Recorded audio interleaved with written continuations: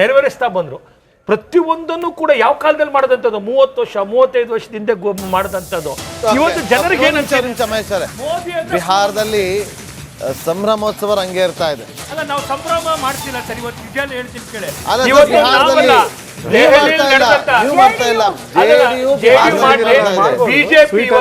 BJP ಇವತ್ತು ದೆಹಲಿಯಲ್ಲಿ ನಡೆದಿರ್ತಕ್ಕಂಥ ಏನು ಈ ಒಂದು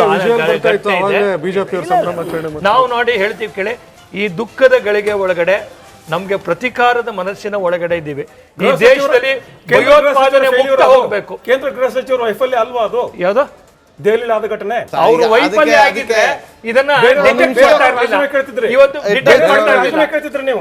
ನಿಮ್ಗೇನೋ ಮಾತಾಡ್ತಾ ಇದ್ರೆ ಇವತ್ತು ಅವತ್ತು ಆ ಯಾರು ಚಕ್ರವರ್ತಿ ನಿತೀಶ್ ಕುಮಾರ್ ರಾಜೀನಾಮೆ ಕೊಟ್ಟಿದ್ರು ಒಂದು ರಿಲೇ ಆಕ್ಸಿಡೆಂಟ್ ಕೇಳಿ, ಅದೇ ಈ ಚಕ್ರವರ್ತಿ ಒಬ್ಬ ಅಧಿಕಾರಿ ಇವತ್ತು ಬೆನ್ನೆತ್ತಿ ಬಂದು ಅನಂತನಾಗಿಂದ ಬಂದು ಫರೀದಾಬಾದ್ ತನಕ ಬರಬೇಕು ಅಂದ್ರೆ ಅಲ್ಲಿ ಇಲಾಖೆ ಕೆಲಸ ಮಾಡಿದೆ. ಬಿಹಾರದ ಪಾಸಿಟಿವ್ ಥಿಂಗ್ ನಿಮ್ಗೆ ಹೇಳ್ತೇನೆ. ಪಟ್ನಾದಿಂದ ನಳಂದ, ನಳಂದಿಂದ ರಾಜ್ಗಿರಿಂದ ಗಯಾ, ರಾಜ್ಗಿರಿಂದ ನವಾಡಾ, ಗಯಾ, ಬೋಧ್ಗಯಾ. ಇದನ್ನ ಹೇಗೆ ಟೂರಿಸ್ಟ್ ಸರ್ಕ್ಯೂಟ್ ಆಗಿ ಮಾಡ್ತಾ ಇದ್ದಾರೆ ಅಂತ ನಾನು ನಿಮ್ಗೆ ಹೇಳ್ತೇನೆ. ನಳಂದ ಇಸ್ ಪಾಪ್ಯುಲರ್ ಅಂದ್ರೆ ನಳಂದ ಯೂನಿವರ್ಸಿಟಿ, ಹಳೆ ಯೂನಿವರ್ಸಿಟಿ ನಿಮ್ಗೆ ಗೊತ್ತಿರೋ, ನಮ್ಮ ಪಾಠ್ಯ ಪುಸ್ತಕದಲ್ಲಿ ಓದಿದೆ, ನಾನು ನೋಡಿ ಬಂದಿದ್ದೀನಿ. ಅದು ಪಾಪ್ಯುಲರ್ ಸೈಟ್, ಪ್ರವಾಸಿ ತಾಣ ಆಗಿದೆ. ಅನೇಕ ಬೇರೆ ಬೇರೆ ದೇಶಗಳಿಂದ ಬರ್ತಾರೆ ಜನರು. ಅದು ತುಂಬಾ ಇಂಪ್ರೂವ್ಮೆಂಟ್ ಆಗಿದೆ. ಅಲ್ಲಿ ಈಗ ಹೊಸ ಮಾಡರ್ನ್ ನಳಂದ ಯೂನಿವರ್ಸಿಟಿಗೆ ಹೊಟ್ಕೊಂಡಿದೆ, ಅದು ಸ್ಥಾಪನೆ ಆಗಿದೆ. ರಾಜ್ಗೀರ್ ಸಿಟಿ ಹಳತಿ ಹಿಂದೆ ಏನಿತ್ತು, ಬರೀ ಮಣ್ಣಿನ ಗಡ್ಡೆಗಳೇನಿದ್ದು, ಅದು ಒಂದು ದೊಡ್ಡ ಸಿಟಿ ಆಗಿ ಬೆಳೆದಿದೆ. ರಾಜ್ಗೀರ್ ಅನ್ನೋದು ನಳಂದ ಜಿಲ್ಲೆಯ ವ್ಯಾಪ್ತಿಯಲ್ಲಿ ಬರುತ್ತೆ. ರಾಜ್ಗೀರ್ ಆದ ನಂತರ ನಿಮಗೆ ನವಾಡ ಅಂತ ಬರುತ್ತೆ. ಅದೆಲ್ಲ ಬುದ್ಧ ಓಡಾಡಿದಂತ ಸ್ಥಳ. ಅಲ್ಲಿ ನವಾಡದ ಹಿಲ್ಸಾ ಅನ್ನುವ ಪ್ರದೇಶದಲ್ಲಿ 123 ಫೀಟ್ ಎತ್ತರದ ಬುದ್ಧನ ಪ್ರತಿಮೆ ನಿರ್ಮಾಣ ಆಗ್ತಿದೆ. ಇನ್ನೇನೊಂದು 6 ತಿಂಗಳು 1 ತಿಂಗಳಲ್ಲಿ ಅದು 6 ತಿಂಗಳು 1 ವರ್ಷ ಅದು ಉದ್ಘಾಟನೆ ಆಗುತ್ತೆ. ಇಡೀ ದೇಶದಲ್ಲಿ ಬಹುಶಃ 123 ಫೀಟ್ ಉದ್ದದ ಇದಿಲ್ಲ. ನಿಮಗೆ ಅಲ್ಲಿ ಅದು ಪಾಸ್ ಆದ ನಂತರ ನಿಮಗೆ ಗಯಾ ಸಿಗುತ್ತೆ, ಆಮೇಲೆ ಬೋಧ್ ಗಯಾ ಸಿಗುತ್ತೆ. ಆ ಸ್ಟ್ರೆಚ್ ಅನ್ನು ಇಡೀ ಒಂದು ಪಾಪ್ಯುಲರ್ ಮತ್ತೆ ಟೂರಿಸ್ಟ್ ಸೈಟ್ ಮಾಡ್ತಾ ಇದ್ದಾರೆ.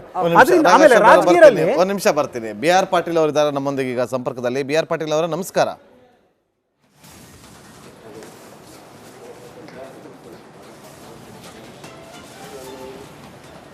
ಓಕೆ, ಮತ್ತೆ ಸಂಪರ್ಕ ಮಾಡ್ತೀವಿ. ರಾಘವ್ ಶರ್ಮಾ ಅವರೇ ಹೇಳ್ತಾ ಇದ್ರಿ, ಈಗ ನೋಡಿ, ಈಗ ಇವರು BJP ಅವರು ಹೇಳ್ತಾ ಇದ್ರು, ಒಂದು ಮೋದಿ ವೇವ್ ಇಂದ ಈ ಒಂದು ನಮಗೆ 88 ಕ್ಷೇತ್ರಗಳಲ್ಲಿ ಮುನ್ನಡೆಯನ್ನು ಸಾಧಿಸೋದಕ್ಕೆ ಸಾಧ್ಯ ಆಗ್ತಾ ಇದೆ ಅಂತ ಹೇಳಿ.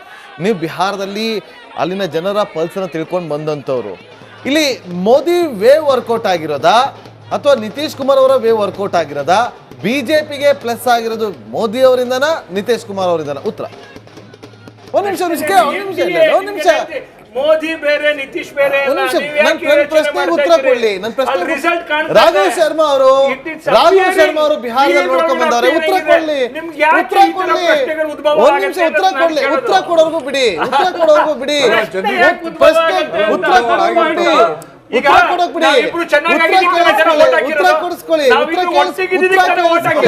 ಉತ್ತರ ಕೇಳಿಸ್ಕೊಳ್ಳಿ ಪ್ಲೀಸ್. ಕಾಂಗ್ರೆಸ್ ಮುಖಂಡ BR ಪಾಟೀಲ್ ಅವರು ಸಂಪರ್ಕದಲ್ಲಿದ್ದಾರೆ. ನಮಸ್ಕಾರ BR ಪಾಟೀಲ್ ಅವರೇ, ಧ್ವನಿ ಕೇಳಿಸ್ತಾ ಇದೆಯಾ?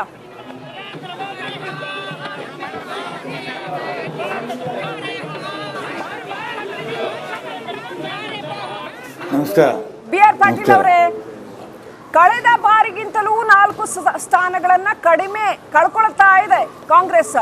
ರಾಹುಲ್ ಗಾಂಧಿ ಅವರ ಹೋರಾಟ ಯಾವುದು ಕೂಡ ವರ್ಕೌಟ್ ಆಗಿಲ್ಲ ಬಿಹಾರದಲ್ಲಿ.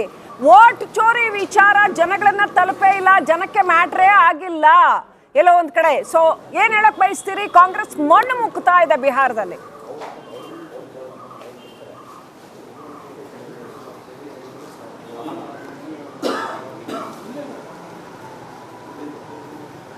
ಈಗ ವೋಟ್ ಚೋರಿ ವಿವಿಧ ಹಂತದಲ್ಲಿ ವಿವಿಧ ರೀತಿಯಲ್ಲಿ ನಡೀತಾ ಇದೆ.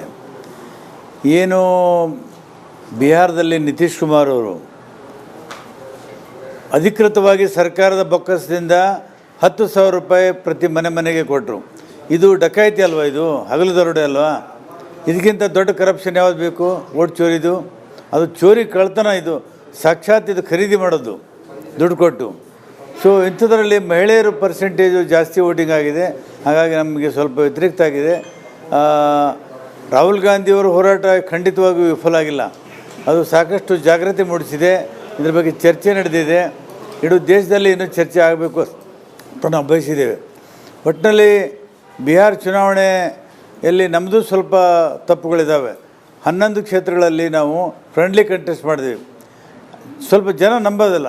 ಈ ಲೆಫ್ಟು ಪಕ್ಷದವರು ಭಾಳ ಗಟ್ಟಿಯಾಗಿದ್ದಾರೆ. ನಮ್ಮ ಸಂಘಟನೆ ಕೊರತೆ ಇದೆ ಅಲ್ಲಿ. ಆದರೆ RJD ಶಕ್ತಿ ಇನ್ನೂ ಬಲವಾಗಿದೆ ಮತ್ತು ಅಲ್ಲಿ ಜಾತಿ ಸಮೀಕರಣ ಇದೆಯಲ್ಲ ಅದು ಬಹಳ ಪ್ರಮುಖವಾದದ್ದು. ಸರಿ, BR ಪಾಟೀಲ್ ಅವರೇ, ಇಡೀ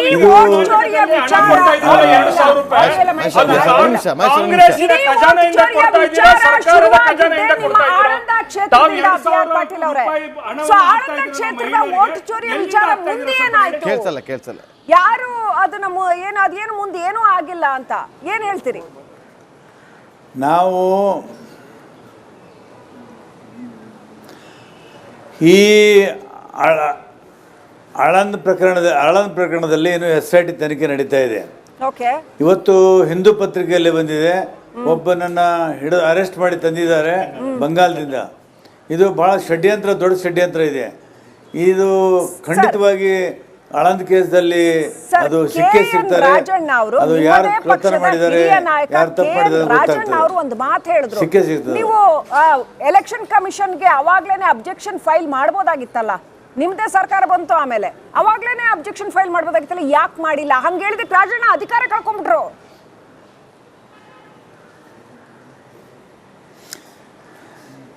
ನೋಡಿ, ಆಳಂದ ಕ್ಷೇತ್ರದಲ್ಲಿ ಏನು ನಡೆದಿದೆ ಅನ್ನೋದನ್ನು ಯಾರಿಗೂ ಗೊತ್ತಿಲ್ಲ. ನಾನು ಈ ಥರ ಅಪವಾದಗಳು ಕೇಳಿಬಂದ ಮೇಲೆ, ಆರೋಪಗಳು ಕೇಳಿಬಂದ ಮೇಲೆ ಎಲ್ಲ ನಮ್ಮ ಕಾರ್ಯಕರ್ತರನ್ನು ಎಚ್ಚರಗೊಳಿಸಿ ಆವಾಗ ನೋಡಿದಾಗ ನನಗೆ ಅನ್ನಿಸ್ತು ಇದು ವೋಟ್ ಚೋರಿ ನಡೆದಿದೆ ಅಂತೇಳಿ. ಆವಾಗ ನಾನು ಒಂದು ಅರ್ಜಿ ಕೊಡ್ತೀನಿ. ಅರ್ಜಿ ಕೊಟ್ಟ ಮೇಲೆ ಚುನಾವಣಾಧಿಕಾರಿ, ಅದು ಚುನಾವಣೆ ಆಯೋಗದ ಕೈ ಕೆಳಗೆ ಕೆಲಸ ಮಾಡುವಂಥ ಆಳಂದ ಚುನಾವಣಾಧಿಕಾರಿ ಅದನ್ನು ಪರಿಶೀಲಿಸಿ ನೋಡಿದಾಗ ಇದರಲ್ಲಿ ಫೋರ್ಜರಿ ನಡೆದಿದೆ ಅಂತ ಮನವರಿಕೆ ಆದಮೇಲೆ ಆಳಂದನ ವಿಧಾನಸಭಾ ಕ್ಷೇತ್ರದ ಚುನಾವಣೆ ಅಧಿಕಾರಿ ಕಂಪ್ಲೇಂಟ್ ಕೊಡ್ತಾರೆ. ಅದು FIR ಆಗ್ತದೆ. ನನ್ನ ಕಂಪ್ಲೇಂಟು ಇಲ್ಲ, FIR ಆಗಿಲ್ಲ. ಆಳಂದ ಚುನಾವಣೆ ಅಧಿಕಾರಿ ಕಂಪ್ಲೇಂಟ್ ಕೊಟ್ಟ ಮೇಲೆ FIR ಆಗ್ತದೆ. ಹಾಗಾಗಿ ನನ್ನ ಕೇಸಲ್ಲಿ ಭಾಳ ಮಟೀರಿಯಲ್ ಇದೆ. ಖಂಡಿತವಾಗಿ ಇದರಲ್ಲಿ ಸಿಗ್ತಾರೆ. ಈಗಾಗಲೇ SIT ಸಕ್ರಿಯವಾಗಿ ತನಿಖೆ ನಡೆಸ್ತಾ ಇದೆ. ಈ ಥರ ಮಹದೇವಪುರದಲ್ಲಿ ಕೂಡ ನಡೆದದ್ದು ನಮ್ಮ ಕಂಡಿದ ಉದಾಹರಣೆ ಇದೆ. ಮತ್ತು ನೆರವೇರಿಸ್ತಾ ಬಂದ್ರು. ಪ್ರತಿಯೊಂದನ್ನು ಕೂಡ ಯಾವ ಕಾಲದಲ್ಲಿ ಮಾಡದಂಥದ್ದು, 30 ವರ್ಷ 35 ವರ್ಷದಿಂದ ಮಾಡದಂಥದ್ದು. ಇವತ್ತು ಜನರಿಗೆ ಬಿಹಾರದಲ್ಲಿ ಸಂಭ್ರಮೋತ್ಸವ ರಂಗೇರ್ತಾ ಇದೆ. ಅಲ್ಲ, ನಾವು ಸಂಭ್ರಮ ಮಾಡ್ತಿಲ್ಲ ಸರ್. ಇವತ್ತು ನಿಜ ಹೇಳ್ತೀನಿ ಕೇಳಿ,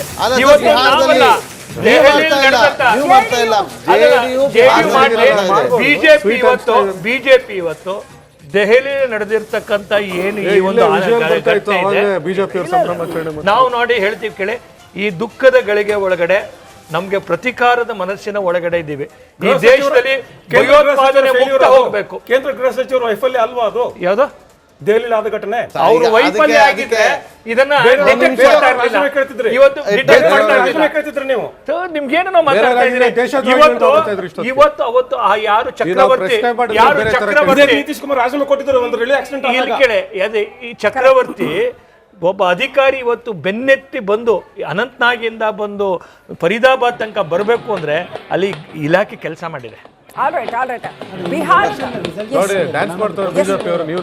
ಬಿಹಾರದ ಪಾಸಿಟಿವ್ ಥಿಂಗ್ ನಿಮಗೆ ಹೇಳ್ತೇನೆ. ಪಟ್ನಾದಿಂದ ನಳಂದ, ನಳಂದಿಂದ ರಾಜ್ಗಿರಿಂದ ಗಯಾ, ರಾಜ್ಗಿರಿಂದ ನವಾಡಾ, ಗಯಾ, ಬೋಧ್ಗಯಾ. ಇದನ್ನ ಹೇಗೆ ಟೂರಿಸ್ಟ್ ಸರ್ಕ್ಯೂಟ್ ಆಗಿ ಮಾಡ್ತಾ ಇದ್ದಾರೆ ಅಂತ ನಾನು ನಿಮ್ಗೆ ಹೇಳ್ತೇನೆ. ನಳಂದ ಇಸ್ ಪಾಪ್ಯುಲರ್ ಅಂದ್ರೆ ನಳಂದ ಯೂನಿವರ್ಸಿಟಿ, ಹಳೆ ಯೂನಿವರ್ಸಿಟಿ ನಿಮ್ಗೆ ಗೊತ್ತಿರೋ, ನಮ್ಮ ಪಾಠ್ಯ ಪುಸ್ತಕದಲ್ಲಿ ಓದಿದೆ, ನಾನು ನೋಡಿ ಬಂದಿದ್ದೀನಿ. ಅದು ಪಾಪ್ಯುಲರ್ ಸೈಟ್, ಪ್ರವಾಸಿ ತಾಣ ಆಗಿದೆ. ಅನೇಕ ಬೇರೆ ಬೇರೆ ದೇಶಗಳಿಂದ ಬರ್ತಾರೆ ಜನರು. ಅದು ತುಂಬಾ ಇಂಪ್ರೂವ್ಮೆಂಟ್ ಆಗಿದೆ. ಅಲ್ಲಿ ಈಗ ಹೊಸ ಮಾಡರ್ನ್ ನಳಂದ ಯೂನಿವರ್ಸಿಟಿಗೆ ಹೊಟ್ಕೊಂಡಿದೆ, ಅದು ಸ್ಥಾಪನೆ ಆಗಿದೆ. ರಾಜ್ಗೀರ್ ಸಿಟಿ ಹಳತಿ ಹಿಂದೆ ಏನಿತ್ತು, ಬರೀ ಮಣ್ಣಿನ ಗಡ್ಡೆಗಳೇನಿದ್ದು, ಅದು ಒಂದು ದೊಡ್ಡ ಸಿಟಿಯಾಗಿ ಬೆಳೆದಿದೆ ರಾಜ್ಗೀರ್ ಅನ್ನೋದು. ನಳಂದ ಜಿಲ್ಲೆಯ ವ್ಯಾಪ್ತಿಯಲ್ಲಿ ಬರುತ್ತೆ. ರಾಜ್ಗೀರ್ ಆದ ನಂತರ ನಿಮಗೆ ನವಾಡ ಅಂತ ಬರುತ್ತೆ. ಅದೆಲ್ಲ ಬುದ್ಧ ಓಡಾಡಿದಂತ ಸ್ಥಳ. ಸರ್ಕ್ಯೂಟ್ ಮಾಡಿದ್ರಲ್ಲ, ಬುದ್ಧ ಸರ್ಕ್ಯೂಟ್ ಮಾಡಿ. ಅಲ್ಲಿ ನವಾಡದ ಹಿಲ್ಸಾ ಅನ್ನುವ ಪ್ರದೇಶದಲ್ಲಿ 123 ಫೀಟ್ ಎತ್ತರದ ಬುದ್ಧನ ಪ್ರತಿಮೆ ನಿರ್ಮಾಣ ಆಗ್ತಿದೆ. ಇನ್ನೇನೊಂದು 6 ತಿಂಗಳು 1 ತಿಂಗಳಲ್ಲಿ ಅದು 6 ತಿಂಗಳು 1 ವರ್ಷ ಎಲ್ಲ ಅದು ಉದ್ಘಾಟನೆ ಆಗುತ್ತೆ. ಇಡೀ ದೇಶದಲ್ಲಿ ಬಹುಶಃ 123 ಫೀಟ್ ಉದ್ದದ ಇದಿಲ್ಲ. ನಿಮಗೆ ಅಲ್ಲಿ ಅದು ಪಾಸ್ ಆದ ನಂತರ ನಿಮಗೆ ಗಯಾ ಸಿಗುತ್ತೆ, ಆಮೇಲೆ ಬೋಧ್ ಗಯಾ ಸಿಗುತ್ತೆ. ಆ ಸ್ಟ್ರೆಚ್ ಅನ್ನು ಇಡೀ ಒಂದು ಪಾಪ್ಯುಲರ್ ಮತ್ತೆ ಟೂರಿಸ್ಟ್ ಸೈಟ್ ಮಾಡ್ತಾ ಇದ್ದಾರೆ. ಅದರಿಂದ ಆಮೇಲೆ ರಾಜಕೀಯದಲ್ಲಿ ಒಂದು ನಿಮಿಷ ಬರ್ತೀನಿ. ಬಿ ಆರ್ ಪಾಟೀಲ್ ಅವರು ಇದ್ದಾರೆ ನಮ್ಮೊಂದಿಗೆ ಈಗ ಸಂಪರ್ಕದಲ್ಲಿ. ಬಿ ಆರ್ ಪಾಟೀಲ್ ಅವರ ನಮಸ್ಕಾರ.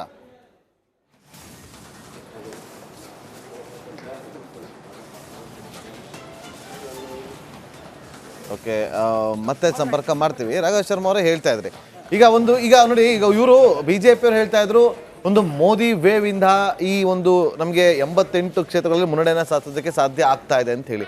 ನೀವು ಬಿಹಾರದಲ್ಲಿ ಅಲ್ಲಿನ ಜನರ ಪಲ್ಸನ್ನು ತಿಳ್ಕೊಂಡು ಬಂದಂಥವ್ರು, ಇಲ್ಲಿ ಮೋದಿ ವೇವ್ ವರ್ಕೌಟ್ ಆಗಿರೋದಾ ಅಥವಾ ನಿತೀಶ್ ಕುಮಾರ್ ಅವರ ವೇವ್ ವರ್ಕೌಟ್ ಆಗಿರೋದಾ? ಬಿಜೆಪಿಗೆ ಪ್ಲಸ್ ಆಗಿರೋದು ಮೋದಿ ಅವರಿಂದನಾ ನಿತೀಶ್ ಕುಮಾರ್ ಅವರಿಂದನಾ? ಉತ್ತರ ಒಂದು ನಿಮಿಷ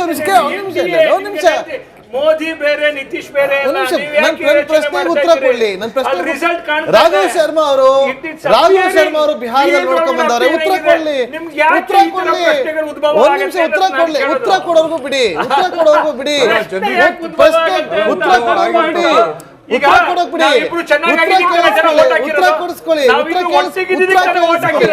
ಉತ್ತರ ಕೇಳಿಸ್ಕೊಳ್ಳಿ ಪ್ಲೀಸ್. BR ಪಾಟೀಲ್ ರೆಡಿ ಇದ್ದಾರೆ. ಕಾಂಗ್ರೆಸ್ ಮುಖಂಡ BR ಪಾಟೀಲ್ ಅವರು ಸಂಪರ್ಕದಲ್ಲಿದ್ದಾರೆ. ನಮಸ್ಕಾರ BR ಪಾಟೀಲ್ ಅವರೇ, ಧ್ವನಿ ಕೇಳಿಸ್ತಾ ಇದೆಯಾ?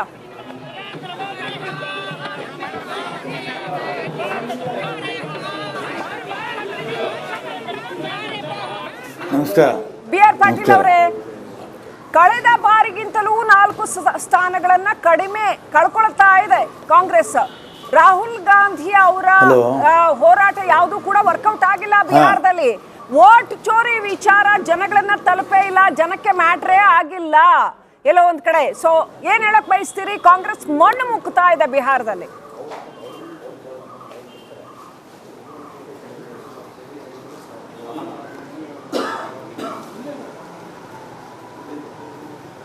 ಈಗ ವೋಟ್ ಚೋರಿ ವಿವಿಧ ಹಂತದಲ್ಲಿ ವಿವಿಧ ರೀತಿಯಲ್ಲಿ ನಡೀತಾ ಇದೆ. ಏನು ಬಿಹಾರದಲ್ಲಿ ನಿತೀಶ್ ಕುಮಾರ್ ಅವರು ಅಧಿಕೃತವಾಗಿ ಸರ್ಕಾರದ ಬೊಕ್ಕಸದಿಂದ 10,000 ರೂಪಾಯಿ ಪ್ರತಿ ಮನೆಗೆ ಕೊಟ್ಟರು. ಇದು ಡಕಾಯಿತಿ ಅಲ್ವಾ? ಇದು ಹಗಲು ದರೋಡೆ ಅಲ್ವಾ? ಇದಕ್ಕಿಂತ ದೊಡ್ಡ ಕರಪ್ಷನ್ ಯಾವ್ದು ಬೇಕು? ವೋಟ್ ಚೋರಿದು. ಅದು ಚೋರಿ ಕಳ್ತನ. ಇದು ಸಾಕ್ಷಾತ್ ಇದು ಖರೀದಿ ಮಾಡೋದು ದುಡ್ಡು ಕೊಟ್ಟು. ಸೊ ಇಂಥದ್ರಲ್ಲಿ ಮಹಿಳೆಯರು ಪರ್ಸೆಂಟೇಜು ಜಾಸ್ತಿ ವೋಟಿಂಗ್ ಆಗಿದೆ. ಹಾಗಾಗಿ ನಮಗೆ ಸ್ವಲ್ಪ ವ್ಯತಿರಿಕ್ತ ಆಗಿದೆ. ರಾಹುಲ್ ಗಾಂಧಿಯವರ ಹೋರಾಟ ಖಂಡಿತವಾಗಿಯೂ ವಿಫಲ ಆಗಿಲ್ಲ.